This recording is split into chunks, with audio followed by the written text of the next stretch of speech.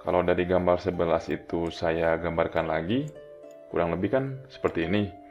Cuman bedanya kalau di video 11 ini, itu kan tentang atmosfer, tentang udara. Nah, kita di sini tentang air laut. Ya, atmosfer sama laut atau udara sama laut ya sama-sama fluida lah ya. Jadi sama sifatnya. Kalian bayangkan ada dua massa air pada dua kolom air. Jadi ada massa air A, ada massa air B. Kedua massa air ini memiliki tekanan ya, PA dan PB. Rumus tekanan itu kan di awal-awal juga saya sudah sebutkan Pro GZ atau Pro GH. H itu kan ketinggian atau di sini Z itu kedalaman. Beda ketinggian antara PA sama PB adalah sekitar delta Z ya. Jadi tinggi PB itu ya sama aja dengan Z ditambah delta Z. Lalu ada delta X. Delta X ini kan jarak antara kolom air A dengan kolom air B. Dan biasanya jaraknya itu lebih dari puluhan kilometer hingga bisa sampai ratusan kilometer. Lalu ada sudutnya. Sudut perbedaan antara massa air A dengan massa air B. Maksudnya perbedaan tinggi ya, perbedaan tinggi antara massa air A dengan massa air B. Kita akan menurunkan persamaan untuk gradien tekanan. Kita lihat di sini ya. Jadi nama juga gradien, berarti ada gradasi, perbedaan. Perbedaan antara PB dengan PA, ini saya kecilkan saja mungkin ya. Nah, biar kelihatan seperti ini ya. Ini kan perbedaan tekanan antara PB dengan PA, ya otomatis berarti yang B dikurangi yang A, nama juga perbedaan. Ini sama ini kan. Nah, ini ya ini dari sini. Kalau ini dikurangi, otomatis yang ini jadi hilang, tinggal ini. Berarti delta P sama dengan rho G delta Z. Ini ini dibagi dengan delta X, karena ada perbedaan jarak, bagi delta X, maka otomatis Z, delta Z per X, ya tangan. Y dibagi X itu kan tangan, maka delta Z per delta X menjadi tangan. Kemudian dilimitkan, sehingga delta P per delta X ini menjadi dP per dx. Kita lihat lagi ke sini. Nah, dP per dx inilah yang sama dengan rho G tangan theta. Ini adalah gaya gradien tekanan per satuan volume. Nah, dalam oceanografi, biasanya gaya dinyatakan dalam persatuan massa, sehingga yang ini dibagi dengan rho. Jadi saya ulangi ya. Jadi ini dibagi dengan rho. 1 per rho sama dengan dP per dx G tangan theta. Jadi yang dimaksud dengan gaya gradien tekanan per satuan massa, ya ini, G tangan theta. Simpel ya sebenarnya kan. Tapi sebenarnya sih bukan masalah rumusnya atau bukan masalah persamaannya. Tapi bagaimana kita menerapkannya dalam suatu keadaan fisik di laut. Dari gaya gradien tekanan ini kita akan menghitung yang disebut dengan arus geostropis. Kita lihat lagi, nah ke sini nih. Jadi ada keseimbangan antara gaya gradien tekanan dengan gaya Coriolis yang membentuk arus geostropik dengan arah arus yang sejajar dengan isobar. Saya menganggap bahwa kalian sudah diajarkan ya tentang arus geostropik, karena kalau tidak salah saya lihat di silabusnya, pada pertemuan sebelumnya itu kalian dibahas tentang gaya Coriolis. Tentu kalau membahas gaya Coriolis, selain juga ada Ekman, harus ada arus geostropik. Nah, tetapi karena saya di sini membahas juga tentang gaya-gaya yang bekerja di lautan, saya akan menguraikan secara fisikanya, artinya secara persamaannya, bagaimana arus geostropik itu terbentuk dari gaya Coriolis dan gaya gradien tekanan. Jadi sekali lagi saya anggap Anda paham bentuk daripada arah arusnya ya. Jadi saya hanya akan menguraikan bagaimana menghitungnya saja, menghitung kecepatan dari arus geostropis. Nah, sekali lagi kan, bahwa arus geostropis itu terbentuk oleh adanya keseimbangan antara gaya Coriolis dengan gaya gradien tekanan. Gaya Coriolisnya Anda sudah tahu ini, gaya gradien tekanannya ini. Ini kan kalau apa istilahnya tuh dinotasikan lagi, dia akan jadi F. Ini adalah kecepatannya V, ini gaya gradien tekanan. Maka V sama dengan GF per tangan theta, arus geostropis. Ya saya ulang lagi lah ya. Jadi yang akan saya uraikan di pertemuan ini adalah bagaimana cara menentukan arus geostropis dari densitas yang kita ketahui. atau dari densitas yang kita ukur. Sebenarnya sih densitasnya diukur dari temperatur dan salinitas. Jadi semuanya itu nyambung sebenarnya. Kita masuk saja masih ke ilustrasi ini ya. Kita lihat pada kondisi ini. Jadi misalkan densitas rata-rata di stasiun A itu lebih besar daripada di stasiun B. Nah, pada level referensi Z0 ya. Jadi di sini nih, itu berlaku tekanan di A sama dengan tekanan di B. Yalah, karena dia sama kedalamannya. Sehingga PA itu 9 PB. Ya, PA itu kan rho GH. Ya, H atau Z. Yang penting adalah ketinggian atau beda tinggi ya. Ini coret. Tinggal rho HA sama dengan rho B HB. Nah, karena rho A itu lebih besar daripada rho B, maka tinggi muka laut di B lebih besar atau lebih tinggi daripada muka laut di A. Sehingga terbentuk slope dari A ke B. Anda pikirkan kenapa tinggi muka laut di B itu lebih tinggi daripada muka laut di A? Ya, kata kuncinya karena rho A itu lebih besar daripada rho B. Ya, nantinya ke sini. Ya, Anda pasti tahu lah itu ya. Nah, akibatnya karena adanya beda tinggi, terbentuklah slope dari A ke B. Sekali lagi, karena adanya beda tinggi antara A dan B ini, jadi terbentuk slope. Ya kan, beda tinggi ini supaya semuanya menjadi seimbang, berdasarkan asas rho A yang lebih besar daripada rho B. Lalu kita lihat pada kondisi ini. Kalau yang tadi itu rho, nah sekarang lihat P-nya. Ini kan dalam keadaan kosong. Ini ada P-nya, tekanannya. Jadi dalam satu masa air ini ada tekanannya, ada juga rho-nya. Kalau ada perbedaan tekanan bagaimana? Tentu akan ada aliran yang bergeser dari tekanan yang lebih tinggi ke tekanan yang lebih rendah. Ya kan? Ya ini ada, ini nggak ada. Ini 0, ini positif.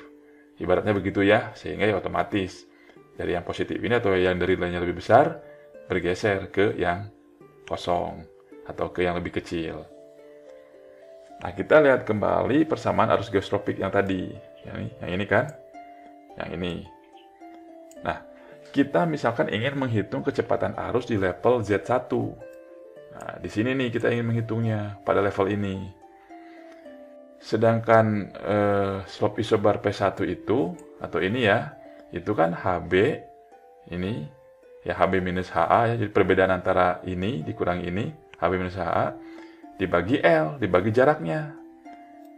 Kita kan ingin menghitung kecepatan arus di level Z1, maka kita harus lihat dulu slope-nya. Kita harus melihat gradiennya. Untuk mengetahui slope isobar di P1 ini, atau kemiringan, itu kan kita menggunakan rumus tangen nih, bahwa tangen theta adalah HB minus HA per L. Ini tahu ya dari mana ya, ini kurang ini kan. L adalah jaraknya. Nah, sehingga kecepatan arus geostropik di level Z1, ya, yang ini tinggal masukin ke sini kan, jadi begini. Nah, kita lihat lagi. Ingat bahwa di awalnya di sini ini kan rumusnya ini yang awal. Rho A HA sama dengan rho B HB. Ini kalau dibalik-balikin kan, ya, HA sama dengan rho B per rho A HB. Ya, saya ulangi ya. Jadi ini masuk ke sini, ya kan? Jadi ini rumusnya. Lalu kita memiliki persamaan awal yang dari sini tadi itu, dari Z0. Nah, ini balik-baliknya masuk ke sini. Akhirnya H ini dimasukin ke ini kan, ke H ini. Jadilah ini. Nah, tujuannya apa? Supaya HB-nya keluar. Nah, menjadi ini. Nah, inilah kecepatan arus geostropik karena perbedaan distribusi densitas air laut. Jadi kalau kita mau menghitung arus geostropis, kita harus tahu ya gravitasi lah tahu ya, F-nya atau ini kan. Nah, parameter Coriolis, kita harus tahu posisi lintangnya dulu dan juga ada nilai koefisien. Dan kita harus tahu nilai L-nya, perbedaan antara dua kolom air yang tadi, ya kan? Nah, dan kita harus tahu berapa densitas rata-rata pada tiap kolom air yang ini, ya. Nah, oke lah, kalau Anda masih bingung, kita masuk ke contoh soal saja ya. Dan juga kalau bingung ya tinggal di rewind sih sebenarnya. Nah, itu enaknya pakai video. Kalau Anda live online, live pakai Zoom, atau ya di kelas, disuruh rewind lagi dosennya capein. Ya. Tapi kalau ini ya Anda tinggal di rewind lagi aja ya. Nah, kita masuk ke contoh soal saja ya. Kondisinya hampir sama. Jadi, contoh soalnya adalah, misal diketahui jarak antara stasiun A dan stasiun B adalah 1000 km. Nih, ini warna orange ini ya. Dan terletak pada lintang 30 derajat lintang utara. Ini nggak ada derajatnya ya. Dan terletak pada 30 derajat lintang utara. Dan stasiun B terletak di sebelah timur dari stasiun A. Maka yang ditanyakan adalah, hitung kecepatan arus geostropis pada kedalaman Z1. Ya, dengan level referensi Z0 adalah kedalamannya 2000 meter. Misal ini adalah kedalaman dasarnya. Ya, G-nya sekian. Nah, hasil pengukuran, misalnya nih hasil pengukuran pada kolom air ini, itu densitanya sekian untuk A. Dan B adalah sekian. Hitung selisih HB-nya. Sebenarnya kalau saya udah kasih rumus ini juga gampang nih. Udah ada di sini. Ya kan? Tinggal masukin kan. Yang bingung mungkin HB-nya dari mana, Pak? Iya kan? Ya coba Anda lihat aja ini. Ya kalau Anda bingung, Anda ini saya zoom lagi nih ya. Nih. Ini kan yang ada persamaan-persamaan di sini nggak masukin ke sini. Mungkin yang pertanyaan HB-nya dari mana, Pak? Gitu ya. Nah, kita mulai jawab ya. Jadi pertanyaannya adalah hitung kecepatan arus geostropisnya dan juga hitung selisih HB minus HA. Dari mana itu, Pak? Nah, kita lihat di sini. Ingat kan bahwa persamaan kecepatan arus geostropis berdasarkan densitas seperti ini. Nah, kita lihat ada satu pernyataan bahwa agar kecepatan arus geostropis di atas atau di sini ya dapat digunakan, maka HB harus diketahui. Oleh karena itu, slope isobar diasumsikan sangat kecil. Nah, HB-nya dianggap kecil. Sehingga HB minus HA per L atau gradiennya atau perbedaan apa ini ya? Ya, perbedaan jarak dengan tingginya pada sudut isobar ini, pada slope ini maksud saya, sama dengan 0. Kalau ini dianggap 0, berarti HB sama dengan HA kan? Maka karena HB sama dengan HA, tinggi HB itu atau tinggi HA berapa? Kedalaman HB dan kedalaman HA itu berapa? Ya Z0, referensi dikurangi Z1, 1000. Nah, 1000 meter. Lalu kita hitung F-nya. Ini kan persamaan Coriolis nih. Ini lintangnya ya tinggal dimasukin. Dihitung-hitung, maka Anda akan dapatkan nilai kecepatan arus geostropisnya seperti ini. Ini kalau yang rajin nih pasti di otak-atik nih sampai keluar, oh maksud Bapak tuh gini. Gampang lah. Kalau nggak ngerti, di rewind lagi. Ya kalau mahasiswa yang rajin kayak gitu. Tapi kalau mahasiswa yang, ya saya nggak akan bilang malas ya. Yang, nanti aja lah saya mah yang ini apa, kayaknya susah lah fisika mah. Saya mau mengkaji yang lain aja. Ya, nggak ada masalah sih. Yang penting saya sudah memberikan videonya, nanti Anda tinggal rewind. Ya, jadi V-nya atau kecepatan arus geostropisnya ya sebesar ini. Ya sekali lagi lah ini tinggal dimasukin. Tapi yang harus diingat adalah asumsi bahwa perbandingan antara HB minus HA per L-nya dianggap sebagai 0. Otomatis HB sama dengan HA, yaitu antara level referensi, ya level referensi 2000 dikurangi 1000. Dapatlah nilainya sekian. Tentu dengan menghitung dulu parameter Coriolis pada lintang 30 derajat. Nah, kemudian kita harus nyari yang namanya hitung selisih HB per HA. Ini untuk membuktikan kenapa Pak dianggap 0. Nah, kita lihat ya. Kita kan lihat nih, jadi kalau ini tuh kan dari sini nih. Nah, kalau yang ini kan dari atas nih, yang sebelumnya. Nah, dari persamaan awal. Ini kan, jadi kalau ini sama dengan ini, ya ini kan sama-sama juga. Di-compare, dibandingkan. Nah, ini otak-atik lagi sama kalian lah. Coret. Ini L-nya Anda tahu, HB-nya Anda dipindah ke sini, ya kan? Jadi dengan persamaan matematis sederhana lah ya. Ini dicoret, F-nya dicoret, lalu nanti HB-nya dimasukkan ke sini, nah pindahkan ke sini dan lain sebagainya lah ya. Anda akan dapatkan HB minus HA-nya itu sama dengan 0,3. Nah, kita compare lagi nih. HB minus HA, kita compare, kita bandingkan dengan Z1 dibandingkan Z0. Jadi Anda bandingkan di sini. Antara HB minus HA, perbedaan slope ini, dengan perbedaan ya antara di Z1 dengan referensi. Perbedaannya berapa? 0,3 meter berbanding 1000 meter. 0,003. Artinya apa? Beda slope ini sangat kecil, perbedaan ini sangat kecil. Bayangkan cuma 0,3 dibandingkan dengan 1000 meter.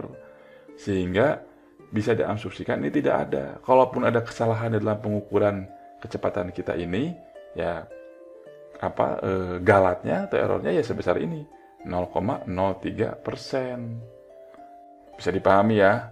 Nah, cobalah sama Anda dicoba-coba dulu, ininya diturunkan rumusnya sehingga menghasilkan nilai segini. Ya, dan siapa tahu angka-angka saya salah, ya kan? Ya, Anda pahami ini saja, karena mungkin suatu saat hal-hal kayak gini tuh akan keluar di ujian. Ya, kalau ujian saya nggak akan pernah nanyakan, sebutkan, enggak. Pasti rumus-rumus kayak gini yang keluar. Ya, sekali lagi kan, namanya juga oceanografi fisika. Masa dihafalkan? Ya, enggak. Pasti harus sesuai dengan notasi fisika. Nah, kita lihat kesimpulan dari hari ini. Nah, saya zoom saja. Jadi gaya-gaya yang bekerja di lautan itu akan menghasilkan arus atau perpindahan massa yang berbeda-beda. Nah, jadi kalau ada gaya gesekan dengan Coriolis itu ada transfer Ekman, ada upwelling, downwelling, dan gyre. Kalau gravitasi dengan Coriolis, thermohaline. Sentripetal, Coriolis juga, inersia. Gradien tekanan, Coriolis, geostropik yang tadi saya uraikan. Gesekan, ini nanti di depannya arus imbu gelombang. Kalau gaya tarik bumi dan bulan beserta dengan gaya Coriolis itu akan menghasilkan arus pasut. Dua hal ini akan saya terangkan di pertemuan berikutnya. Jadi saya ingatkan kepada Anda, ya siapa tahu nanti Anda skripsi tidak dibimbing oleh saya atau tidak diuji oleh saya. Misalnya Anda mengkaji tentang arus dengan cara pemodelan, dengan cara mendisplay saja. Ya Anda harus lihat ini, gaya-gayanya apa yang bekerja. Tidak semua arus yang ada di laut, di pantai itu sama. Ada tipikal-tipikalnya. Maksudnya ada gaya-gaya pembentuknya. Apalagi nanti kalau misalnya Anda belajar pemodelan pakai software, jangan main asal input data, running, jadi aja gambar arus. Tidak seperti itu. Lihat dulu arus yang Anda kaji itu arus apa. Nah, gayanya yang akan bekerja gaya apa saja. Saya kira materi hari ini sudah selesai. Ya, jadi kita akan bertemu lagi di pertemuan berikutnya. Terima kasih dan